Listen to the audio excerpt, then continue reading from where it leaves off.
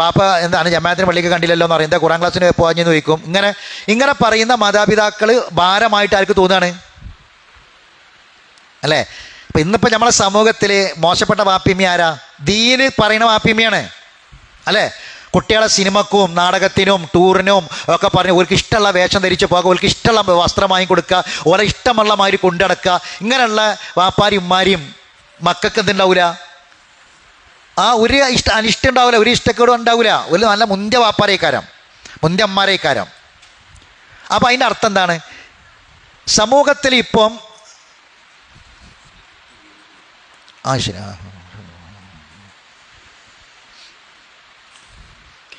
അപ്പോൾ ഈ ദീന് പ്രയാസമാക്കി മാറ്റുന്ന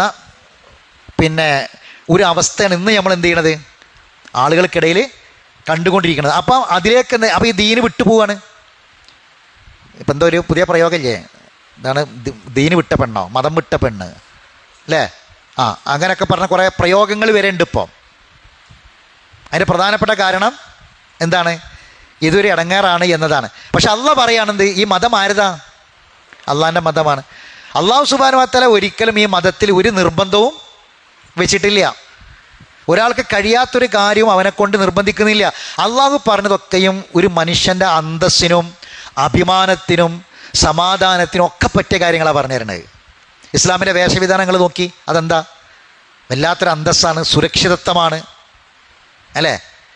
ഇപ്പോൾ ഈ ഒരു 18 വയസ്സായ ഒരു പെൺകുട്ടി, 16 വയസ്സായ ഒരു പെൺകുട്ടി, പ്രായപൂർത്തിയായ ഒരു പെൺകുട്ടി, ആ പെൺകുട്ടിക്ക് നല്ല ടൈറ്റുള്ള ഡ്രസ്സും ഒരു മിഡിയും ടോപ്പൊക്കെ ഇട്ട് കൊടുത്തുകൊണ്ട് ഇങ്ങനെ ശരീരത്തിൻ്റെ അവയവങ്ങളൊക്കെ കാണിച്ചു കണ്ട് അങ്ങാടി കൂടെ പോണ ഒരു ഉമ്മയും മോളും ആണെങ്കിൽ ആ അമ്മക്ക് ഈ മോളി നോക്കണം, നാട്ടിലെ ഉമ്മന് നോക്കണം, എൻ്റെ മോൾ ആരെങ്കിലും നോക്കുന്നുണ്ടാവും നോക്കണം അല്ലേ? ബേജാറാണ്. അതേ സമയത്ത് ഒരു ലൂസുള്ള വസ്ത്രം ധരിച്ച്, ഒരു പർദ്ദട്ട് ഒരു ലൂസുള്ള വസ്ത്രം ധരിച്ച് മോളാണ്ട് കൊണ്ടുപോവുകയാണെങ്കിൽ അമ്മക്കൊരു ബേജാറും ഇല്ല, ഒരു ടെൻഷനും ഇല്ല. മനസ്സിലാവുന്നുണ്ട് ഞാൻ പറയണത്? അപ്പോൾ ആളുകൾ പല രൂപത്തിൽ, ആളുകൾ സാഹചര്യങ്ങൾ ചുറ്റുപാടുകളൊക്കെ ഉണ്ടാക്കും. ഇസ്ലാമിൻ്റെ വേഷം വളരെ അന്തസ്സാണ്, വളരെ അഭിമാനമാണ് ഇസ്ലാമിൻ്റെ വേഷം. എല്ലാ നിലക്കും സുരക്ഷിതത്വമാണ്. അങ്ങനെ ഓരോ കാര്യങ്ങളും എടുത്തു നോക്കി നിങ്ങൾ, ഓരോ കാര്യങ്ങളും സമാധാനം സന്തോഷം നൽകുന്ന കാര്യം. ഒരിക്കലും ഒരു ഇടങ്ങേറും മതം അംഗീകരിച്ച്, മതം സ്വീകരിച്ച്, ഇസ്ലാം സ്വീകരിച്ച് ഇടങ്ങേറായി എന്ന് ഒരാൾക്കും. പിന്നെ ആരത് പറയൽ? അല്പജ്ഞാനമുള്ള ആൾക്കാർ, വിവരമില്ലാത്ത ആൾക്കാർ, ഇതിനെപ്പറ്റി മനസ്സിലാക്കാത്ത ആൾക്കാർ. ഇനി വേറൊന്നും കൂടി ഞാൻ പറഞ്ഞുതരാം. ഇത് അനുഭവിക്കാത്ത ആൾക്കാർ, ഏറ്റവും പ്രധാനത ഇത് അനുഭവിക്കാത്ത ആൾക്കാർ. ഒരു നമുക്ക് അനുഭവത്തിലുള്ളൊരു അനുഭവിച്ചൊരു കാര്യം അനുഭവിക്കാത്തൊരു കാര്യം തമ്മിൽ ഇപ്പോൾ എത്ര പറഞ്ഞാലും കാര്യമില്ല. ഇപ്പോൾ ഒരാൾ ഇതേവരെ ഊട്ടിയിൽ പോയിട്ടേ ഇല്ല ഒരാൾ. അപ്പോൾ ഒരാൾ ഊട്ടി ഭയങ്കരമാണ് ഊട്ടി, ഇങ്ങനെ ആളിങ്ങനെ കുറേ കേൾക്കുന്നുണ്ട്. പക്ഷെ അയാൾ ഊട്ടിയിലെ തണുപ്പും അവിടെയുള്ള ആ സൗന്ദര്യവും അതിൻ്റെ ആ മലമടക്കുകളും അതിൻ്റെ ആ ഒരു ഭംഗിയൊന്നും അയാൾ ആസ്വദിച്ചിട്ടില്ല, അയാൾ പോയിട്ടില്ല വിചാരിക്കുക. ഇയാളത് അനുഭവിച്ച ഒരാളും അനുഭവിക്കാത്ത ഒരാളും തമ്മിൽ വ്യത്യാസം ഉണ്ടോ ഇല്ലേ? ഉണ്ടെന്നുള്ള കാര്യം ഉറപ്പല്ലേ? ഉറപ്പാണ്. ഇസ്ലാമിൻ്റെ സമാധാനവും സന്തോഷവും അനുഭവിക്കണം ഓരോരുത്തരും. അപ്പോഴാണ് എന്ത് ചെയ്യുക? അതിനെ കൂടെ ഇപ്പോൾ ഈ കവയത്രി മാധവിക്കുട്ടി ഇസ്ലാം സ്വീകരിച്ചു. അപ്പോൾ അവർ അവസാന കാലത്ത് അവർ പറയുന്ന കാര്യങ്ങളുണ്ട്. അവരെന്ന് പറഞ്ഞാൽ നല്ല ഭൗതിക ജ്ഞാനമുള്ള ആളാണ്, നല്ല ബുദ്ധി ഇതുള്ള ആളാണ്, നല്ല ഭാവന ഉള്ള ആളാണ്, ഒരുപാട് കവിതകൾ രചിച്ചിട്ട് കഥകൾ രചിച്ചിട്ടുണ്ട്, പലതുണ്ട്. അങ്ങനെ അവർ അവസാനം ഈ ശരിക്കും ഈ ഭൗതികതയുടെ ആസ്വാദനങ്ങൾ, ഇതിൻ്റെ സൗന്ദര്യവും ഇതിൻ്റെ വർണ്ണനയൊക്കെ അവരുടെ കവിതകളിലൊക്കെ ഉള്ളത്. ഒരു സ്ത്രീയെ പറ്റി, സ്ത്രീൻ്റെ സൗന്ദര്യത്തെപ്പറ്റി, നാടിൻ്റെ സൗന്ദര്യത്തെക്കുറിച്ച്, അങ്ങനെ തുടങ്ങിയിട്ടുള്ള ആണും പെണ്ണും തമ്മിലുള്ള ബന്ധത്തെക്കുറിച്ചൊക്കെയുള്ള കവിതകളും ഇതൊക്കെയാണ് അവർ പറഞ്ഞത്. അവസാനം അവർ ഇസ്ലാം സ്വീകരിച്ചതിന് ശേഷം അവർ പറയുന്നുണ്ട്, ഇസ്ലാം സ്വീകരിച്ചപ്പോൾ അവർക്ക് കിട്ടിയ വസ്ത്രം, അവർ ധരിച്ച വസ്ത്രം, അവർ അനുഭവിച്ച ഇസ്ലാം, അവർ പറയുന്നുണ്ട് അവർക്കുണ്ടായിരുന്ന സമാധാനം, അവർക്കുണ്ടായ സന്തോഷം, അവർക്കുണ്ടായിട്ടുള്ള അവർ എത്ര അന്തസ്സോടുകൂടി അവർ ആദ്യമൊക്കെ അവർ പുറത്തു പോകുമ്പം അവർക്കൊരു അവർ ധരിച്ച വസ്ത്രത്തെക്കുറിച്ചൊക്കെ അവർക്ക് ഭയങ്കരമായൊരു ബേജാറാണ്. ഇതൊക്കെ അവിടെയും ഇവിടെ കാര്യങ്ങൾ കാണുന്നതൊക്കെ അങ്ങനെയുള്ളൊരു അതിൽ നിന്ന് ഇസ്ലാമിൻ്റെ വേഷം ധരിച്ചപ്പോൾ അവർക്ക് സുരക്ഷിതമായി അവർ യാത്ര ചെയ്തതും അവരങ്ങനെ ആ ഒരു ബോധത്തോടു കൂടി ജീവിച്ചതൊക്കെ അവർ പറയുന്നുണ്ട്. അതെന്താ? ഒരു അനുഭവമാണ്. രണ്ടും അനുഭവിച്ചിട്ട് വ്യത്യസ്തമായത് അവർ തിരിച്ചറിയണം. പറയാൻ മനസ്സിലാവുണ്ടല്ലോ? അപ്പോൾ ഇസ്ലാമിനെ എന്ത് ചെയ്യണം? അനുഭവിക്കണം. ഇസ്ലാമിനെ അനുഭവിക്കണമെങ്കിൽ എന്ത് വേണം? നമ്മുടെ ജീവിതത്തിൽ ഇസ്ലാം ഉണ്ടാവണം. അപ്പോഴാണ് അതിൻ്റെ സൗന്ദര്യം മനസ്സിലാവുള്ളൂ. അപ്പോൾ അതിൻ്റെ പ്രഥമമായ കാര്യമാണ്, അതിൻ്റെ കവാടമാണെന്ത്? ഇസ്ലാമിക സൗന്ദര്യത്തിൻ്റെ കവാടമാണ് ലാ യുക്കല്ലിഫുല്ലാഹു നഫ്സൻ ഇല്ലാ വുസ്അഹ. അപ്പം ഇനി ചിലപ്പം ചില പ്രയാസങ്ങളൊക്കെ അനുഭവിക്കുന്ന ചില ഘട്ടങ്ങളിൽ നമുക്കിതൊരു ഇടങ്ങാറായിട്ട് തോന്നുമോ എന്നുള്ളിടത്താണ് അള്ളാഹു ഈ 5 സ്ഥലത്ത് പറഞ്ഞത്. അതിൽപ്പെട്ട ഒന്നാണ് നമ്മൾ കഴിഞ്ഞ ക്ലാസ്സിൽ വായിച്ചത്. അത് നമ്മൾ തുടങ്ങി വെച്ചു അല്ലേ? എന്താ തുടങ്ങി വെച്ചത്? ഉമ്മമാർക്ക് നിർബന്ധമായ കാര്യം, വാപ്പാർക്ക് നിർബന്ധമായ കാര്യം അല്ലേ? ഞാൻ ആവർത്തിക്കാം. എന്താ ഉമ്മാർക്ക് നിർബന്ധമായ കാര്യം? 2 കൊല്ലം കുട്ടിക്ക് തുടർച്ചയായി കുറച്ച് ഇടങ്ങേറും പ്രയാസമുള്ള സംഗതിയാണ്. ഞാൻ സത്യത്തിൽ ഇന്ന് എനിക്കുണ്ടായ ഒരു അനുഭവം ഞാൻ പറഞ്ഞുതരാം. ഞാൻ നിങ്ങൾക്കൊക്കെ ഉണ്ടായിട്ടുണ്ടാവും. ഞാൻ എൻ്റെ അനുഭവം പറയാണ്. എന്താണെന്ന് വെച്ചാൽ ഈ സാധാരണഗതിയിൽ ഇപ്പം നമ്മൾ ഈ ഉമ്മാരെ പറ്റി പറയുന്നൊരു വാക്കുണ്ട്. എന്താ? ഉമ്മാരാരാന്ന് ചോദിച്ചാൽ നമ്മൾ പറയും വഹനൻ അല വഹനീൻ. ഖുർആൻ പറയാം ഉമ്മുഹു ഖുർഹാൻ അല ഖുർആൻ്റെ പ്രയോഗമാണ്. എന്താ? പ്രയാസത്തിന് മേൽ പ്രയാസം സഹിച്ചു ഉമ്മാർ. പ്രയാസത്തിന് മേൽ പ്രയാസം സഹിച്ചു. അത് എവിടെയാണ് പറഞ്ഞതെന്നറിയോ? പ്രയാസത്തിന് മേൽ പ്രയാസം സഹിച്ചു എന്നുള്ളത് ഗർഭം ചുമന്നു. പ്രയാസത്തിന് മേൽ പ്രയാസം സഹിച്ചവർ ഗർഭം ചുമന്നു, പിന്നെ അതിനുമേൽ പ്രയാസം സഹിച്ച് പ്രസവിച്ചു എന്നൊക്കെ പറയും അല്ലേ? സത്യത്തിൽ ഈ പറഞ്ഞ കാര്യം ബോധ്യപ്പെടണമെങ്കിൽ എന്ത് വേണമെന്നറിയാം? അവനാൻ്റെ, ഞാൻ വാപ്പാരോടാ പറഞ്ഞ കേട്ടാ, മറുപടി ഞാൻ പിന്നെ പറയാം. അവനാൻ്റെ പെൺകുട്ടികൾ ഗർഭിണിയാവണം.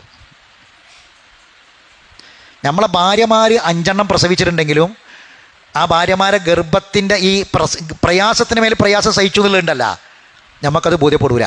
എനിക്ക് ബോധ്യപ്പെട്ടിട്ടില്ല. എന്നാൽ എനിക്ക് ഇന്നലെ ബോധ്യപ്പെട്ട സംഗതി എന്താ പറയുക? എൻ്റെ മകൾ ഗർഭിണിയാണ്. അതിൻ്റെ തുടക്കമാണ്. 3-4 മാസം. ഈ സമയത്ത് അവൾ സഹിക്കുന്ന വേദന പറയും. ഇന്നലെ രാത്രി 12:30 മണിക്കൊക്കെ ആശുപത്രിയിലാണ്, ടിപ്പിട്ട് കിടക്കുക. ഭയങ്കര ക്ഷീണം, ഭയങ്കര പ്രയാസം, വേദനയുടെ മേലെ പ്രയാസം. അപ്പം ഇന്നലെ ഓരോ ദിവസം ഛർദി, ഓരോ ദിവസം കൊണ്ട് ആശുപത്രി കൊണ്ട് അങ്ങനെ കരിയുക. അപ്പം ഇന്നലെ രാവിലെ മുതലേ കാലുവേദന. അപ്പം കാല് ചുടുവെള്ളം പിടിച്ച് കൊടുക്കണം, തടഞ്ഞു കൊടുക്കണം. അപ്പം എന്നാ വിളിക്കുക, ഉമ്മാനെ വിളിക്കൂല. കാരണം ഉമ്മാർക്ക് ഇതൊക്കെ അറിയാം, ഉമ്മാർക്ക് ഇതറിയാം ഇതിൻ്റെ മേലെ. അപ്പോൾ ഞാനിന്ന് രാവിലെ പറയും, പടച്ചോനെ അള്ളാഹ് വെറുതെ അല്ല പറഞ്ഞത് ഖുർആൻ അല വഹനൻ അല, പ്രയാസത്തിന് മേൽ പ്രയാസം എന്ന് പറഞ്ഞത് വെറുതെ പടച്ചോൻ പറഞ്ഞൊന്നുമല്ല. അപ്പം വാപ്പാർക്ക് ഒരു പെൺകുട്ടിയാണെങ്കിൽ കഴിഞ്ഞും ചെയ്ത് കഥ. എനിക്കൊരു ബോളല്ലേ ഉള്ളൂ ഇത്. അപ്പോൾ എൻ്റെ റൂമിലാണ് കിടക്കണത്. മേലേക്ക് കോണി കയറരുതെന്ന് പറഞ്ഞിന്. അപ്പം അടിയിൽ റൂമിൽ കിടക്കുകയാണ്. അവിടെ കിടന്നിട്ട് വിളിക്കണം ഇവൻ എന്നെയാണ്. കാൽ തടവി കൊടുക്കണം, ഉഴിഞ്ഞു കൊടുക്കണം, ചുടുകൾ പിടിച്ച് കൊടുക്കണം, അതിൻ്റെ മേലെ മൂവ് തേച്ച് കൊടുക്കണം. കുറച്ചൊന്ന് ഉറക്കേണ്ടി വരുമ്പോഴത്തിനും പപ്പാന്ന് വിളിക്കണം. ഉമ്മാനെ വിളിക്കൂല. ഉമ്മതൊക്കെ സഹിച്ചാളാണ്. ഉമ്മാക്കാരെന്ത് ഇതൊക്കെ ഉണ്ടാവും എന്നുള്ളത് അറിയാം. അപ്പം ഇത് സാധാരണ ഒരു പ്രയാസമല്ല. പിന്നെന്താണ്?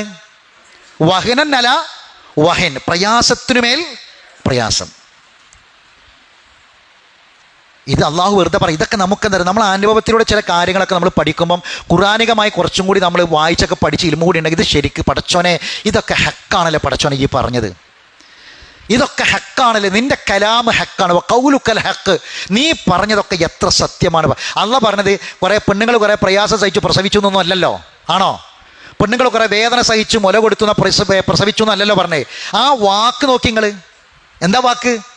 പ്രയാസത്തിനുമേൽ പ്രയാസം, കഷ്ടപ്പാടിനുമേൽ ക്ലേശത്തിനുമേൽ ക്ലേശം സഹിച്ചു. ആ പദം വരെ നിങ്ങൾ നോക്കി. നമ്മളെ പടച്ചോനല്ലാതെ എങ്ങനെ പറയാൻ പറ്റുക? അപ്പം ഈ കൗല് അള്ളാൻ്റെ ഈ വാക്ക് സത്യമാണെങ്കിൽ പടച്ചോനെ സ്വർഗം സത്യമാണ്, നരകം സത്യമാണ്, ഹിസാബ് സത്യമാണ്, വിചാരണ സത്യമാണ് എന്ന് നമുക്ക് ബോധ്യപ്പെടൂലേ? ഇവിടെയാണ് ഇത് നിലനിൽക്കുന്നത്. അപ്പം നമ്മൾ കഴിഞ്ഞ ക്ലാസ്സിൽ വായിച്ച ആയത്ത് അള്ളാഹ് പറഞ്ഞത് മാതാക്കൾക്ക് ബാധ്യതയാണ് എന്ത് ചെയ്യണം? 2 കൊല്ലം മുല കൊടുക്കണം. അത് അള്ളാഹു പറഞ്ഞു. അതും പ്രയാസമാണ്. എങ്ങനെ? ഈ വഹനിനെ പറ്റി, ഈ പ്രയാസത്തെക്കുറിച്ച് പറഞ്ഞിട്ടുള്ള പറയാ ഹംലുഹു വഫിസാലുഹു 30 ശഹ്റാ, പ്രസവിക്കലും ഗർഭം ചുമക്കലും കൂടി 30 മാസം. 1 മാസം 2 മാസം ഒന്നല്ല. നമുക്ക് ഒരു ദിവസം വേദന അല്ലേ, കതറൊക്കെ നമ്മൾ കാലും തടങ്ങിയിരിക്കുക, മുട്ടുകാലും കാലും വേദനയും തടങ്ങിയിരിക്കുക. ഞാൻ 30 മാസം, അത് ഏറ്റവും ചുരുങ്ങിയതിട്ടാ. 30 മാസം എന്ന് പറയുമ്പോൾ എത്ര ഉണ്ടാവുള്ളൂ? 2 കൊല്ലം എന്ന് പറയുമ്പോൾ എത്ര? 24. പിന്നെ എത്ര മാസം ബാക്കി? അപ്പം 2 ഗർഭം ചുമക്കലും മുല കൊടുക്കലും കൂടി 30 മാസം എന്നുള്ള പറഞ്ഞു. എങ്ങനെ? ഗർഭം ചുമക്കലും മുല കൊടുക്കലും എത്ര? 30 മാസം. അപ്പം മുല കൊടുക്കൽ എത്രയെന്ന് വേറെ പറഞ്ഞു? 2 കൊല്ലം അല്ലേ? അപ്പം 2 കൊല്ലം എന്ന് പറയുമ്പോൾ എത്രയായി? 24. അപ്പം ഗർഭം പിന്നെ എത്ര മാസമേ ഉള്ളൂ? അപ്പം അള്ളാഹു തആല പറഞ്ഞ തന്നെ ഏറ്റവും ചുരുക്കിയ പറഞ്ഞത്. ഏറ്റവും ചുരുങ്ങിയ ഗർഭകാലാവസ്ഥ എത്രയാണ്? 6 മാസം. കല്യാണം കഴിഞ്ഞ് 6ാമത്തെ മാസങ്ങൾ മരുവോള് പ്രസവിച്ചാൽ കല്യാണത്തിന് മുമ്പേ ഗർഭമുണ്ടെന്ന് പറയണ്ട, പറയാൻ പറ്റൂല. ഇസ്ലാമിക കോടതിയിൽ പോവില്ല. ഇസ്ലാമിക കോടതിയിൽ ഒരു കേസെത്തിയാൽ ഒരു കേസെത്തിന്ന് വിചാരിച്ചോളേ. അപ്പോൾ അവിടെ ഇസ്ലാമിക കോടതിയിൽ ഒരു പെണ്ണ് കേസായി, എന്താ പറഞ്ഞ, കല്യാണം കഴിഞ്ഞ് വീട് കൂടിയിട്ട് രണ്ടാൾ ഒരുമിച്ച് താമസിക്കൽ തുടങ്ങിയിട്ട് 6 മാസമേ ആയിട്ടുള്ളൂ. അപ്പോഴത്തിന് ഓളെന്താക്കി പ്രസവിച്ചു. അപ്പോൾ അതിൻ്റെ അർത്ഥം എന്താണ്? നമ്മളെ കണക്കിൽ എത്രയാണ്? 9 മാസവും 10 ദിവസവും. അതാണ് 10 മാസം തികയാന്ന് പറഞ്ഞാൽ. അപ്പോൾ അത് ആയിട്ടില്ല. അപ്പം 6 മാസം കൊണ്ട് പ്രസവിച്ചു എന്ന് പറഞ്ഞാൽ കേസ് എടുക്കൂല. 5 മാസമാണ് കേസ് എടുക്കും. അപ്പം അതിന് തെളിവെന്താ? ഈ ആയത്താണ്. അപ്പോൾ ഏറ്റവും ചുരുങ്ങിയ ഗർഭകാലം എത്ര? അപ്പോൾ 6ാം മാസത്തിൽ ഒരു പെണ്ണ് പ്രസവിക്കുകയാണെങ്കിൽ ആ കുട്ടിക്ക് ബാഹ്യമായ ആന്തരികമായ എല്ലാ അവയവങ്ങളും ഉണ്ടാവും, നോർമൽ കേസാണെങ്കിൽ. വലിപ്പച്ചെറുപ്പം കിലോൻ്റെ കുറവൊക്കെ ഉണ്ടാവും. അപ്പോൾ ചിലപ്പോൾ എന്ത് ചെയ്യേണ്ടി വരും? 2 മാസമൊക്കെ ഭൗതികമായ ഏതെങ്കിലുമൊക്കെ മറ്റേ യന്ത്രങ്ങളിലൊക്കെ ഇട്ട് വെക്കേണ്ടി വരും ചിലപ്പോൾ. അത് ഇതിന്ന് പാടാ. ഖുർആൻ എന്നൊക്കെ. കാരണം ഇതൊക്കെ ആരാ ആധികാരികമായിട്ട് പറയണ്ടി? അള്ളയാണ് പറയണ്ടി. അള്ളാൻ്റെ കലാമിനപ്പുറത്ത് വേറെ ഒന്നുമില്ല. അപ്പം ഈ 30 മാസം ഞാൻ എടി പറയുന്നത് മാത്രം, ഈ 30 മാസവും പ്രയാസത്തിനുമേൽ പ്രയാസമാണ്. മുല കുടിക്കുന്ന ഒരു കുട്ടിയുള്ള ഒരു ഉമ്മാനെ സംബന്ധിച്ചിടത്തോളം അതല്ലാത്തൊരു പെണ്ണ് പോണ മാതിരി ഇറങ്ങി പോകാൻ പറ്റുമോ? വീട്ടിലെ പണിയെടുക്കാൻ പറ്റുമോ? ജോലി ചെയ്യാൻ പറ്റുമോ? പറ്റൂല. ദീനിന് പഠിക്കാൻ, ഖുർആൻ ക്ലാസ്സിന് പോകാനും പിന്നെ പള്ളിയിൽ ജുമാക്ക് പോകാനും ഒക്കെ പറ്റുമോ? പ്രയാസമായിരിക്കും. ബാക്കിയുള്ള സ്ത്രീകൾ പോണ മാതിരി പോകാൻ കഴിയില്ല. ഒരുപാട് പ്രയാസങ്ങൾ സഹിച്ചിട്ട് അവർക്ക് പോകാൻ പറ്റുള്ളൂ. അപ്പോൾ ഇതൊക്കെ ആരുടെ മേൽ ബാധ്യതയാണ്? ഒരു പെണ്ണിൻ്റെ മേൽ. അപ്പം ആണിൻ്റെ ബാധ്യത എന്താ? നിങ്ങൾ പറയില്ല. ആണിൻ്റെ ബാധ്യത എന്തിനു ഒരു പറയും? കഴിഞ്ഞ ആയത്തിൽ നമ്മൾ പറഞ്ഞതാ, 2 കൊല്ലം പൂർണ്ണമായി പെണ്ണ് മുല കൊടുക്കണം എന്ന് പറഞ്ഞു. ഉമ്മാൻ്റെ മേൽ ബാധ്യത. അപ്പോൾ വാപ്പാൻ്റെ മേൽ എന്തേ ബാധ്യത പറഞ്ഞേ? നിങ്ങൾ പറയില്ല, ഓലെ പറയുള്ളൂ. എന്ത് ചെയ്യണം? ആ സമയത്ത് പ്രത്യേകമായി ഭക്ഷണവും വസ്ത്രവും കൊടുക്കണം. അത് പ്രത്യേകം എന്ന് പറയാൻ കാരണം എന്താ? അല്ലാത്ത സമയത്ത് എന്തായാലും കൊടുക്കണ്ടേ? നിങ്ങൾ ചോദിക്കും, കഴിഞ്ഞ ക്ലാസ്സിൽ നിങ്ങൾ ഒന്നുണ്ടാവില്ല. കഴിഞ്ഞ ക്ലാസ് വിശദമായിട്ട് നമ്മൾ പറഞ്ഞതാണ്. എന്താണ്? ഈ സമയത്ത് വാപ്പാൻ്റെ മേൽ അവർക്ക് ഭക്ഷണവും വസ്ത്രവും മാന്യമായി കൊടുക്കണം എന്നാണ് പറഞ്ഞത്, അല്ലേ? അലൽ മൗലൂദി ലഹു റിസ്ഖുഹുന്ന വ കിസ്വത്തുഹുന്ന ബിൽ. ഇങ്ങട്ടാണ് അള്ളാഹു പറഞ്ഞത് ലാ തുകല്ലിഫു നഫ്സുൻ ഇല്ലാ വുസ്അഹാ എന്ന് പറഞ്ഞത്. ആ വാപ്പാൻ്റെ പേരിൽ മാന്യമായി പെണ്ണിന് ഭക്ഷണവും വസ്ത്രവും കൊടുക്കണം. ഏത്? മുല കൊടുക്കണം. എന്തിൻ്റെ പേരിലാണ് പറഞ്ഞത്? മുല കൊടുത്തതിൻ്റെ പേരിൽ. ഒരു പ്രശ്നം ഉണ്ടായിട്ട് ഒരു വിവാഹബന്ധം വേർപെടുത്തി, അല്ലെങ്കിൽ ഒരു കുടുംബ പ്രശ്നം, ഞാൻ കഴിഞ്ഞ ദിവസം വിശദീകരിച്ചതാണ്. ഒരു കുടുംബ പ്രശ്നം ഉണ്ടായി, അകൽച്ചയുണ്ടായി, പെണ്ണ് ഓളെ പരി പോയി നിൽക്കുകയാണ്, കുട്ടിനെ കണ്ടുകൊണ്ട് പോയി, ഇവർ തമ്മിൽ ഡൈവോഴ്സിൻ്റെ പക്കത്ത് നിൽക്കുകയാണ്, പ്രശ്നമാണ്, കുടുംബത്തിൽ ചർച്ചയാണ് നടന്നുകൊണ്ടിരിക്കുകയാണെങ്കിൽ ആ പെണ്ണ് ഓളെ കുട്ടിനേറ്റ് അവിടെയാണെങ്കിൽ ആ സമയത്ത് എന്ത്? ഓള് ഇവിടെ അല്ലല്ലോ, ഓള് അങ്ങോട്ട് ഇന്നെ തെറ്റിപ്പോയതല്ലേ, ഇവിടുന്ന് പോയതല്ലേ, ഗർഭമായപ്പോൾ തന്നെ പോയതല്ലേ, പിന്നെ ഓളോട് ഇങ്ങോട്ട് വന്നില്ലല്ലോ, പിന്നെ അവിടെ നല്ല പ്രസവിച്ചത്, ചിലവൊക്കെ ഓല് കൊടുക്കട്ടെ എന്ന് വിചാരിക്കരുത്. എന്ത് ചെയ്യണം? ആ പെണ്ണിന് ചിലവ് കൊടുക്കൽ ആരെ മേൽ ബാധ്യതയാണ്? ഈ വാപ്പാൻ്റെ മേൽ ബാധ്യതയാണ്. ഇനി ത്വലാക്ക് ചെയ്തതിന് ശേഷം ഈ പെണ്ണ് മുല കൊടുക്കേണ്ടി വിചാരിച്ചോളി. എന്ത് ചെയ്യണം? 2 കൊല്ലം മുല കൊടുക്കണ കാലത്തോളം എന്ത് ചെയ്യണം? ചെലവിന് കൊടുക്കണം. അപ്പം ഇനി ത്വലാക്കൊന്നും ഇല്ല വിചാരിച്ചോളി, ഒന്നും ഇല്ലാതിരിക്കട്ടെ, അൽഹംദുലില്ലാ, നമ്മളെ കുടുംബജീവിതത്തിലുള്ള പോലെ. അപ്പം ആ പെണ്ണ് അവളുടെ ആ പ്രയാസത്തെ നമ്മൾ എന്ത് ചെയ്യണം? ഒന്ന് മുഖവിലക്കെടുക്കണം, പരിഗണിക്കണം. എന്നിട്ട് പ്രത്യേകമായി നമ്മുടെ വകയായിട്ട് മാന്യമായ ഒരു ഗിഫ്റ്റ് എന്ത് ചെയ്യണം? അവർക്ക് കൊടുക്കുക, പ്രത്യേകമായിട്ട് കൊടുക്കുക. അതാണ് ഞാൻ പ്രത്യേകം കൊടുക്കണമെന്ന് പറയാൻ കാരണം. നമ്മൾ ഇനി ഇല്ലെങ്കിലും നമ്മൾ എന്ത് ചെയ്യുന്നുണ്ട്? അതല്ലാത്ത സമയത്താണെങ്കിലും വസ്ത്രം വാങ്ങി കൊടുക്കണ്ടേ, ഭക്ഷണം കൊടുക്കണ്ടേ? നമ്മളെ മേലെ ബാധ്യതയാണല്ലോ, ആണുങ്ങളെ മേലെ ബാധ്യതയല്ലേ. അപ്പോൾ ഈ സമയത്ത് പ്രത്യേകം എടുത്ത് പറയുമ്പോൾ നമ്മൾ പ്രത്യേകം ഒന്ന് കൊടുക്കുക. അതെന്താ അങ്ങനെ പറയാൻ കാരണം? അത് വല്ലാത്തൊരു ആത്മബന്ധമാണ്. നമ്മളെ കുട്ടിക്കാണ് ഓള് മുല കൊടുക്കുന്നത്, നമ്മളെ മകനാണ് മുല കൊടുക്കുന്നത്. അപ്പോൾ സ്വാഭാവികമായും അവർ ആ ഒരു പ്രയാസത്തിന് മേൽ പ്രയാസം സഹിച്ച് നമ്മളെ കുട്ടികളെ നോക്കുമ്പോൾ നമ്മളൊന്നാണ് ചെല്ലുമ്പോൾ എന്താണ്? എന്തെങ്കിലുമൊക്കെ ഒരു ഗിഫ്റ്റ് ആയിട്ട് ചെല്ലുക, അത് ചെന്നുങ്ങാണ്ട് കൊടുക്കുക, ഒരു സ്നേഹം. അപ്പോൾ ഒരു മനസ്സുകൾ തമ്മിൽ ഒരു ബന്ധം ഉണ്ടാകും, വല്ലാത്തൊരു ബന്ധം ഉണ്ടാകും. അവർക്ക് ഇഷ്ടപ്പെട്ട ഒരു ഡ്രസ്സ് ആയിട്ട് പോവുക, ഡ്രസ്സ് വാങ്ങി കൊടുക്കുക. അതിന് ബാങ്കിൽ നിന്ന് ലോൺ എടുത്തുകാണ്ട് കഷ്ടപ്പെട്ട് പ്രയാസപ്പെട്ടുകാണ്ട് അതിൻ്റെ മേലെ കടത്തിന് മേലെ കടം കയറി അടങ്ങാറാകണം എന്നല്ല പറയണത്. ബിൽ മാറൂഫ് എന്ന് പറഞ്ഞ അർത്ഥം അത് അള്ളാഹ് പറഞ്ഞു. മാറൂഫ് പറയാനുള്ള കാരണം, മാറൂഫ് എന്താ നമ്മൾ വേറെ പഠിക്കണം. മാറൂഫ് എന്നുള്ള പറയാൻ കാരണം എന്താ? ഒരിക്കലും ഹറാമായത് കൊടുക്കരുത്, ഹലാലായത് കൊടുക്കണം. അതുകൊണ്ട് കടബാധ്യത വന്നുകൊണ്ട് എന്താവരുത്, പ്രയാസപ്പെടരുത്, ഉള്ളത് കൊടുത്താൽ മതി, കഴിവിൻ്റെ ഉള്ളിൽ നിന്നിട്ട് കൊടുക്കുക. അതാണ് ലാ തുകല്ലിഫു നഫ്സൻ ഇല്ലാ ഉസ്അഹാ. ഓരോരുത്തർക്ക് കഴിയുന്നത് മാത്രം അള്ളാഹു ഉണ്ടാക്കിയിട്ടുള്ളൂ, കൽപ്പിച്ചുള്ളത് കൊടുത്താൽ മതി. എന്നാൽ എന്തെങ്കിലും കാരണം ഈ ഈമാനുള്ള ഭാര്യക്കറിയാം ഭർത്താവിൻ്റെ ജോലി എന്താണ്, ഭർത്താവിന് എത്ര കടമുണ്ട്, ഭർത്താവിന് എത്ര എന്തൊക്കെ പ്രയാസമുണ്ട്. ഇന്നത്തെ ഏറ്റവും വലിയ പ്രശ്നം ഇതറിയാത്തതാണ്. രണ്ട് കൂട്ടർക്കും ആരാ രണ്ട് കൂട്ടർ? സ്ത്രീകളും കുട്ടികളും. വലാ തുഅ്തു സുഫഹാ അംവാലുക്കും അല്ലത്തി ജഅലല്ലാഹു ലക്കും ഖിയാമൻ വർസുഖൂഹും. ഖുർആനാ. ആ സുഫഹാ ആരാ അറിയോ? സ്ത്രീകളും കുട്ടികളും. ഒരു ആണിൻ്റെ അധ്വാനം അത് പെണ്ണിനെ അറിയിക്കണം, ഭാര്യ അറിയണം, മക്കൾ അറിയണം. വാപ്പാര് എന്താ പറയുക, മക്കളെ അറിയിക്കാതെ വളർത്തും. പലർക്കും എന്താണെന്ന് വെച്ചാൽ നമ്മളെ കഷ്ടപ്പാട് എന്തിനാ നമ്മൾ കെട്ടുകളെയും മക്കളെ അറിയിക്കണമെന്നാ. ആ ചിന്ത ഉള്ളവരൊക്കെ പിന്നീട് കരഞ്ഞിട്ടുണ്ട്, പ്രയാസപ്പെട്ടിട്ടുണ്ട്. വാപ്പാക്ക് എന്താ ജോലി എന്ന് മക്കൾ അറിയണം. വാപ്പ രാവിലെ കൊടുക്കുകയാണ് ഈ പോകുന്നത് മക്കൾ അറിയണം. ഈ വാപ്പ എത്ര കഷ്ടപ്പെടുന്നുണ്ടെന്ന് മക്കൾ അറിയണം. വാപ്പാക്ക് ഇപ്പം എന്തൊക്കെ രോഗം ഉണ്ടെന്ന് മക്കൾക്ക് അറിയണം. വാപ്പ എന്തിനുള്ള മരുന്നാ കുടിക്കണമെന്ന് അറിയണം. ഇന്നത്തെ ഈ തലമുറയ്ക്ക് എത്ര ആൾക്കാർക്ക് അറിയും? രാവിലെ അമ്മ ഇറങ്ങുകയാണ് അടുക്കളയ്ക്ക്. 12, 13, 15, 18 ഒക്കെ വയസ്സുള്ള പെൺകുട്ടികളുണ്ടാകും. എന്താ പറയുക, പല അമ്മമാരും സങ്കടം പറയാല. ഞാനത് പറയാൻ കാരണം എനിക്ക് അനുഭവം, സ്കൂളിൽ മീറ്റിംഗ് ഒക്കെ ഉണ്ടാകുമ്പോഴേ, ഈ 10ാം ക്ലാസ്സിൻ്റെ മീറ്റിംഗ് ഒക്കെ ഉണ്ടാകും. 10ാം ക്ലാസ്സിലൊക്കെ പഠിക്കണുള്ളൂ 15 വയസ്സുള്ള കുട്ടികളാണ്. അപ്പോൾ നമ്മൾ മീറ്റിങ്ങിൽ പറയും, നിങ്ങൾ 10ാം ക്ലാസ്സാണ്, കുട്ടികളെ കൊണ്ട് വീട്ടിൽ നിങ്ങൾ ഫ്രീ കൊടുക്കണം, അവർക്ക് അവരെ പ്രയാസപ്പെടുത്തരുത്, ജോലികളൊന്നും അവരെ കൊണ്ട് ചെയ്യിപ്പിക്കും, അവർക്ക് പഠിക്കാനുള്ള ടൈം കൊടുക്കണം എന്നൊക്കെ പറയും. അപ്പോൾ അമ്മമാർ ചിരിച്ചിട്ട് എന്താ പറയാറിയോ, സാറേ ഞങ്ങൾ ഓലെക്കൊണ്ട് ഒരു പണി എടുക്കലില്ല, ഓലത് വരെ ഒരു എന്താ പറയുക, സ്കൂൾ ഇട്ട് വന്നാൽ ഒരു ഉമ്മ പറഞ്ഞു, എനിക്ക് ഇപ്പോഴും ഓർമ്മയുണ്ട്, ആക്ഷൻ കാണിച്ചിട്ടാണ് പറഞ്ഞത്, ഓലത് വരെ ഓല് ഊരിങ്ങാണ്ട് തിരപ്പാക്കി ഇട്ട് പോകുന്ന പറഞ്ഞു എന്നോട്.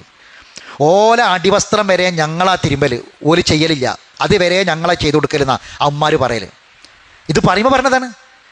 ഒരു അടുക്കളയിൽ ചെന്ന് മക്കളെ ഉമ്മാർ വിളിക്കില്ല. മരുക്കളാണെങ്കിൽ പിന്നെ ചിലയിടത്ത് പ്രശ്നം ഉണ്ടാവും. മരുക്കളാണെങ്കിൽ പിന്നെ ആ സമയത്ത് വരണതാക്കണൊക്കെ മരുക്കളെ മക്കളായി കാണുകൊടുത്ത് ഈ പ്രശ്നം ഇതേ പ്രശ്നം തന്നെ അവിടെ ഉണ്ടാവുക, കൂടെ നിർത്തൂല. എന്നിട്ട് ഇവരിങ്ങനെ പേര് തന്നെ, ഇവരെ രാത്രി ആ ക്ഷീണം ഈ മക്കൾക്കറിയില്ല എൻ്റെ അമ്മ എന്ത് മരുന്നാ കുടിക്കണേ, അമ്മക്ക് എന്താ അസുഖം ഉള്ളത്. ചില ദിവസം അമ്മ കിടന്നാൽ പിന്നെ അന്ന് പേരിലൊന്നും ഉണ്ടാവില്ല, വാപ്പ പുറത്ത് കൊണ്ടുവരലാണ്, എൻ്റെ അമ്മക്ക് എന്താ പ്രശ്നം, എൻ്റെ അമ്മാൻ്റെ അസുഖം എന്താണ്, അറിയാത്ത എത്ര ആൾക്കാരുണ്ട്. ഒരു ഉമ്മനോട് പറഞ്ഞു, സാറേ ഓള് കിടന്ന ഗർഭപാത്രം, അവൾ കിടന്ന ഗർഭപാത്രം ഇന്ന് എൻ്റെ ഉള്ളിലില്ല, അത് എടുത്ത് ഒഴിവാക്കിയത് വരെ എൻ്റെ മോളറിയില്ല എന്ന് ഒരു ഉമ്മ കരഞ്ഞ് പറഞ്ഞതാ. എൻ്റെ മോള് കിടന്ന ഗർഭപാത്രം ഇന്ന് എൻ്റെ മേത്തില്ല എന്നുള്ളത് എൻ്റെ മോളറിയില്ല, എൻ്റെ ഗർഭപാത്രം എടുത്ത് ഒഴിവാക്കിയത് എൻ്റെ മോളറിയില്ല സാറേ എന്ന്. ഇങ്ങനെയുണ്ട് ഒരു ഉമ്മാൻ്റെ സങ്കട. എവിടെ എത്തി നമ്മളെ സമൂഹം എവിടെ എത്തിയെന്ന് ആലോചിച്ച് നോക്കി. അവൾ 10 മാസം കിടന്ന ആ സാധനം എൻ്റെ ശരീരത്തിൻ്റെ ഉള്ളിൽ നിന്നില്ല, അതെടുത്ത് ഒഴിവാക്കിങ്ങനെ. സ്ത്രീകൾക്കറിയും ഗർഭപാത്രം എടുത്ത് ഒഴിവാക്കിയ ഒരു പെണ്ണിൻ്റെ അവസ്ഥ എന്താണ്. ഗർഭപാത്രം എടുത്ത് ഒഴിവാക്കി ഓപ്പറേഷൻ കഴിഞ്ഞാൽ കുറേ ദിവസം പെണ്ണിന് അനങ്ങാൻ പറ്റൂല, ഇളകാൻ പറ്റൂല. അങ്ങനെ ഞാൻ എത്ര ദിവസത്തില കിടക്കുക, ബ്ലീഡിങ് ആണ്, ബ്ലീഡിങ് വന്നിട്ട് കൺട്രോൾ ഇല്ലാതെ മരിച്ചുപോയി. എന്താ കാരണം? ഡോക്ടർ ചീത്തറിയാണ്. കാരണം ഈ ഗർഭപാത്രം എടുത്ത് ഒഴിവാക്കി 3 ദിവസം അനങ്ങാൻ പാടില്ല, ഭാരെടുക്കാൻ പാടില്ല, ബക്കറ്റ് എടുക്കാൻ പാടില്ല, പിന്നെ കനുള്ള ഒന്നും എടുക്കാൻ പാടില്ല എന്ന് പറഞ്ഞതല്ലേ. 3 മാസമില്ല, ഒരു 2 ആഴ്ച കിടന്നിട്ട് പിന്നെ അമ്മ നീച്ച് പണിക്കിറങ്ങാണ്. എത്ര ദിവസം കിടക്കും, എത്ര ദിവസം ചെയ്യും? ഒന്ന് ഹെൽപ്പ് ചെയ്യാൻ ഭർത്താക്കന്മാർ പോലും, എനിക്ക് 4-5 മക്കളെ തന്ന ആ ഗർഭപാത്രം എടുത്ത് ഒഴിവാക്കി, അത് ചുമന്ന് എൻ്റെ പെണ്ണാണ് അവള്, അത് ഒഴിവാക്കിയാൽ ഓൾക്ക് റെസ്റ്റ് കൊടുക്കണം, വിശ്രമം കൊടുക്കണം, ഓളെ പ്രയാസപ്പെടുത്തരുത് എന്ന് ചിന്തിക്കണം എത്ര ആണുങ്ങളുണ്ട്. നിങ്ങൾ ആലോചിച്ച് നോക്കി. ഇതൊന്നും അള്ളാഹ് വെറുതെ പറഞ്ഞതല്ല. നമ്മുടെ സ്നേഹം, മാതൃത, മനസ്സിൻ്റെ ഐക്യം, യോജിപ്പ്, ഇതൊക്കെ സഹോദരങ്ങൾ വെറുതെ ഉണ്ടാവില്ല. ഇതൊന്നും വെറുതെ ഉണ്ടാവില്ല, ജീവിതത്തിലുള്ള അനുഭവങ്ങളിലൂടെ ഉണ്ടാകേണ്ട സംഗതിയാണ്. ഇതൊക്കെ നമ്മളെ കുട്ടികൾ കേൾക്കണം, നമ്മളെ മക്കൾ കേൾക്കണം. ഇതൊന്നും കേൾക്കാതെ പോകരുത്. അപ്പോൾ പലപ്പോഴും നമ്മൾ അറിയാതെ പോകുകയാണ്. പലപ്പോഴും നമ്മൾ പറയാതെ, ഇത് വാപ്പാൻ്റെ കഷ്ടപ്പാട് മക്കൾ അറിയണം, അപ്പോഴിതുണ്ടാവുള്ളൂ. എൻ്റെ വാപ്പാക്ക് എത്ര വരുമാനം, എന്താ പറയുക. ഈ കഴിഞ്ഞ ദിവസങ്ങളൊക്കെ നിങ്ങൾ വായിച്ചില്ല, കുട്ടി ആത്മഹത്യ ചെയ്യാണ്. എന്താണ്? വാപ്പ പറഞ്ഞൊന്നും വാങ്ങിത്തരണില്ല, ആഗ്രഹങ്ങളൊന്നും വാപ്പ നടത്തി തരണില്ല. സ്കൂളിൽ നിന്ന് ടൂറ് പോവുകയാണ്, എല്ലാവരും ടൂറ് പോവുകയാണ്. അപ്പോൾ ടൂറ് ഗവൺമെൻറ് കഴിഞ്ഞ പ്രാവശ്യം നിയമം വരെ ഇറക്കി, 3-4 കുട്ടികൾ കഴിഞ്ഞാൽ ആത്മഹത്യ ചെയ്തു. സ്കൂളിൽ നിന്ന് കുട്ടികൾ ടൂറ് പോവുകയാണ്. അപ്പം ഇന്ന വീട്ടിൽ നിന്ന് പറഞ്ഞയക്കണില്ല, വാപ്പ പറഞ്ഞയക്കണില്ല. എന്താ വാപ്പ പറഞ്ഞേക്കാൻ കാരണം? വാപ്പ കൊടുക്കാൻ പൈസ ഇല്ല. ഈ പോണ കുട്ടികളൊക്കെ വാപ്പാരൊക്കെ എന്താ ജോലി, അവരൊക്കെ ഓടുന്ന വരണം എന്നുള്ളത് അറിയണ്ടേ ഈ കുട്ടി. അപ്പോൾ ഈ കുട്ടിക്ക് ഒന്നും ഉണ്ടാവില്ല. ആ കുട്ടികളെ വാപ്പാരെ മാതിരിയല്ല എൻ്റെ വാപ്പ. ഈ 3 നേരം ഈ കുടിക്കണ കഞ്ഞന്നെ എൻ്റെ വാപ്പാക്ക് ഇന്നെ അസുഖങ്ങളുള്ള വാപ്പയാണ്. എൻ്റെ വാപ്പ കുറച്ചാലും ഗൾഫിൽ നിന്ന് പോയിട്ട് അവിടെ നിന്ന് പോകുന്നത് തന്നെ ഈ രോഗം ഉണ്ടായിട്ട് പോകുന്നതാ. എൻ്റെ വാപ്പാക്ക് ഇന്ന് പണിയൊന്നും ഇല്ല ഉള്ളതുകൊണ്ട്. അപ്പം എൻ്റെ വാപ്പാനോട് നിർബന്ധിക്കാൻ പറ്റൂല, വാപ്പാനോട് പറയാൻ പറ്റൂല. ആ കുട്ടികൾ വാപ്പാടൊന്നും പറയില്ല, അമ്മാട് പറയില്ല, നിർബന്ധിക്കൂല. അപ്പം നമ്മളെ മക്കൾ അറിയണം ഭർത്താവിൻ്റെ ജോലി എന്താണ്, വരുമാനം എന്താണ്, ഭാര്യ അറിയണം. അറിയാതെ വരുമ്പോഴാണ് ഈ പ്രശ്നമൊക്കെ ഉണ്ടാകുക. അത് അറിയുമ്പം ഞാൻ എങ്ങനെ ജീവിക്കണം, ഞാൻ എങ്ങനെ ഒതുങ്ങണ്ടി. അപ്പുറത്തുമുള്ള ഏട്ടത്തിനെ കെട്ടിച്ചത് കുറച്ച് ഉള്ളോടുത്തുക്ക, അഞ്ചത്തിനെ കെട്ടിച്ചത് ഇല്ലാത്തോടുത്തുക്ക, പാവപ്പെട്ട കൊടുത്തുക്ക. ഏട്ടത്തിനെ കെട്ടിച്ചത് കുറച്ച് ഉള്ളോടുത്താ, അഞ്ചൻ്റെത് കുറച്ച് ഇല്ലാത്തോടുത്താണ്. മനസ്സിലായില്ലേ?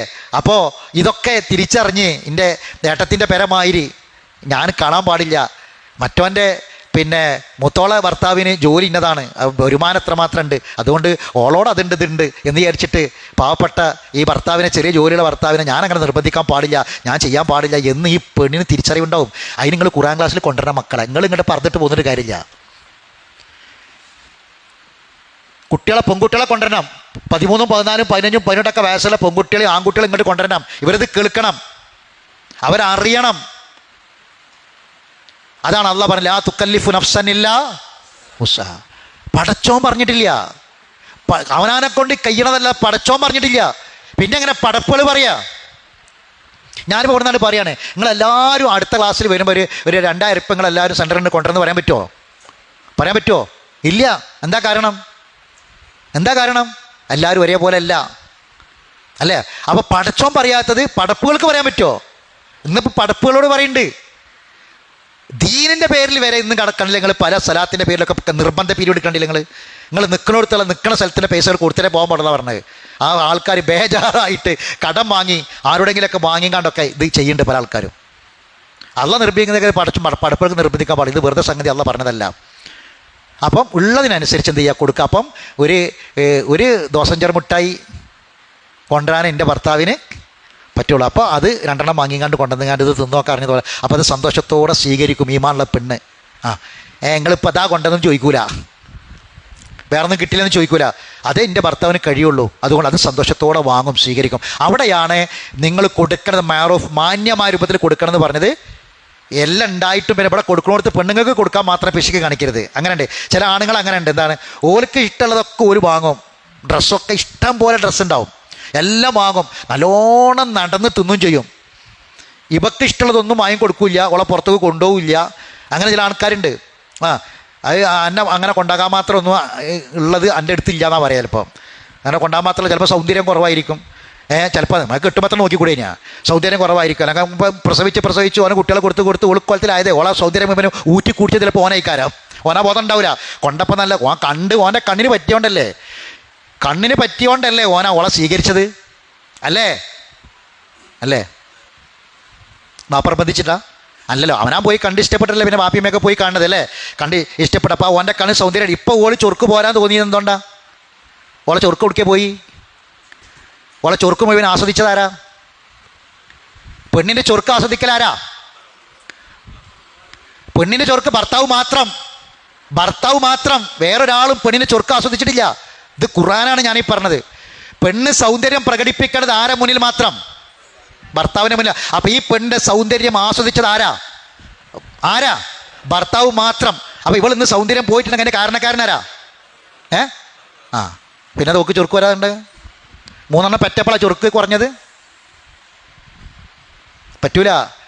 നമ്മളെ ഭാര്യമാർ, നമുക്ക് 50, 60 വയസ്സ്, 70 വയസ്സായി, നമ്മളെ പെണ്ണുങ്ങൾക്ക് 65 വയസ്സായി, നമ്മളെ കണ്ണിൽ ഇപ്പോഴും സുന്ദരി ആരാ? ഒരു പാട്ടില്ലപ്പോൾ, എൻ്റെ കണ്ണിൽ സുന്ദരി ആരാ? ഏറ്റവും വലിയ സുന്ദരി ആരാ? എൻ്റെ കണ്ണിൽ ഏറ്റവും വലിയ സുന്ദരി എൻ്റെ ഭാര്യ ആയിരിക്കണം. എൻ്റെ ഇസ്ലാമ ഞാൻ ദീന സഹോദരങ്ങളെ പറഞ്ഞത്, എൻ്റെ കണ്ണിൻ്റെ മുന്നിൽ ഏറ്റവും വലിയ സുന്ദരി ആരായിരിക്കണം? എൻ്റെ ഭാര്യ ആയിരിക്കണം. അതില്ല, അത് എനിക്ക് തോന്നാത്ത കാലത്തോളം ഞാൻ ആ പെണ്ണിനോട് ചെയ്യുന്ന അനീതിയാണ്. എൻ്റെ കണ്ണിൽ ഏറ്റവും വലിയ സുന്ദരി എത്ര വയസ്സായിക്കണമെങ്കിലും ശരി എൻ്റെ ഭാര്യ ആയിരിക്കണം. 60 വയസ്സ്, 70 വയസ്സായി, പല്ലൊക്കെ പോയി, പല്ലൊന്നുമില്ല തൊള്ളിയിൽ, ശരീരമൊക്കെ ചുളിഞ്ഞു, എന്നാൽ പോലും എൻ്റെ കണ്ണിൽ സുന്ദരി മരിക്കണത് വരെ ആരായിരിക്കണം? എൻ്റെ പെണ്ണായിരിക്കണം. അവിടെയാണ് ഇസ്ലാമുള്ളത്, ദീൻ അവിടെയുള്ളത്. 60 വയസ്സ്, 70 വയസ്സായി, നമ്മളെ പെണ്ണുങ്ങൾക്ക് 65 വയസ്സായി, നമ്മളെ കണ്ണിൽ സുന്ദരി ആരാ? എൻ്റെ ഭാര്യ ആയിരിക്കണം. അപ്പോൾ ചില ആൾക്കാർ അങ്ങനെ ഉണ്ട് പെണ്ണുങ്ങൾക്ക്. അപ്പം ഈ ഒരു പിന്നെ ഒരു 1000-2000 രൂപേൻ്റെ സാധനം പെണ്ണിന് കൊണ്ടു കൊടുക്കാൻ പറ്റിയ ഒരാൾ 10 രൂപേൻ്റെ മുട്ടായിട്ട് പോയിരുന്നാ പറഞ്ഞേ. അത് മഅറൂഫ് ആവൂല. മനസ്സിലായി? അവൾക്ക് റിസ്ക്കും കിസ്വത്തും കൊടുക്കണം, ബിൽ മാന്യമായ നില, അന്തസ്സായ നിലയിൽ കൊടുക്കണം. അതാ പ്രസവിച്ചോള് ഓളെ പെരി കിടക്കുന്നുണ്ട്, അപ്പോൾ അവിടെ കയറി ചെല്ലുമ്പം ആ 2 കൈയും പാൻറ്റിൻ്റെ കീസിലിട്ടാണ്ട് പോകരുത്. ആൾക്കാർ അങ്ങനെ. ഇതൊക്കെ ഞാൻ എന്താ പറയണത്, എനിക്ക് ഇത് പറയാൻ എനിക്ക് കഴിയണമെന്ന് അറിയാം. എനിക്ക് കുറേ ഈ കല്യാണ കേസുകൾ കൈകാര്യം ചെയ്ത അനുഭവം ഉള്ളൂ, എനിക്ക് പറയാൻ പറ്റും. ചില ആൾക്കാരൊക്കെ പരാതികൾ മസ്ലഹത്തിരിക്കും, പരാതി പറയുമ്പോൾ പറഞ്ഞ വാക്ക് നാടൻ വർത്താനം ഇതൊക്കെ. ഓൻ പെരീക്ക് വരുന്ന കോലം കണ്ട പെണ്ണിൻ്റെ ഭർത്താവ് വരുന്ന ഓന് പാൻറ്റ് ഇൻസൈഡും ചെയ്തിട്ട് വരും. ഓന് പാൻറ്റ് ഇൻസൈഡും ചെയ്ത് ഒരു പെരീക്ക് വരുന്ന കോല പാൻറ്റ് ഇൻസൈഡും ചെയ്ത് 2 കൈയും പാൻറ്റിൻ്റെ കീസിൽ 2 കൈ ഇട്ടാ വരല്ലേന്ന്. അതിൻ്റെ അർത്ഥം എന്താ? അവിടെ ഈ പെണ്ണിൻ്റെ അഞ്ചത്തികളൊക്കെ അളിയങ്ക വരുന്ന നോക്കിയിട്ടുണ്ടാവും. കയ്യിലൊന്നും ഉണ്ടാവില്ല, കയ്യിലൊരു ഗിഫ്റ്റ് ആയിട്ട് പോകണം. ഹദിയൻ്റെ കാര്യം നമ്മൾ മുമ്പ് പറഞ്ഞു ഓർമ്മല്ലേ? നിങ്ങളെ നോട്ട് ബുക്കിലുണ്ടാവും ഹദിയ, നിയമങ്ങളൊക്കെ പറഞ്ഞേ. അത് ഉള്ളത് മതി. ഒരു മിഠായിൻ്റെ പാക്കറ്റെങ്കിലും, ചെറിയ മിഠായി പോക്കറ്റിലിട്ടൊന്ന് പോവുക. മനസ്സിലായി പറഞ്ഞത്? അത് ഉള്ളത് എന്താണ്, ഉള്ളതിനനുസരിച്ച് മാന്യമായിട്ട് പെണ്ണിന് കൊടുക്കണം. ഇതൊന്നും എന്തല്ല, ലാ യുകല്ലിഫുല്ലാഹു നഫ്സൻ, അള്ളാഹ് ചെയ്യാൻ പറ്റാത്ത കാര്യങ്ങളൊന്നും അല്ല അള്ളാഹു ചെയ്യണതെന്നാണ് അള്ളാഹു പറയുന്നതെന്നാണ് അള്ളാഹു പറയണത്. ഇനി അതിനുശേഷം അള്ളാഹു പറഞ്ഞു എന്താണ്? ലാ തുലാറ വാലിദത്തുൽ വാലിദിഹ. ഇനി അതിൻ്റെ പേരിൽ ഒരു വാപ്പയും ഉപദ്രവിക്കപ്പെടാൻ കാരണമാവരുത്. വലാ മൗലൂദുൽ ലഹു ബി വലദിഹി. ഒരു കുട്ടിൻ്റെ പേരിൽ ഒരു ഉമ്മയും ദ്രോഹിക്കപ്പെടാൻ കാരണമാവരുത്. ഒരു കുട്ടിൻ്റെ പേരിൽ ഒരു വാപ്പയും ദ്രോഹിക്കപ്പെടാൻ കാരണമാകരുത്. പിന്നീട് ഇതൊന്നും എന്താവരുത്, ഒരു പ്രശ്നമായി, ഒരു അകൽച്ചയുടെ കാരണമായി, ഒരു പ്രയാസമായി, ഒരു പ്രശ്നമായി വരാൻ പാടില്ല എന്നാണ് അള്ളാഹു പറഞ്ഞത്.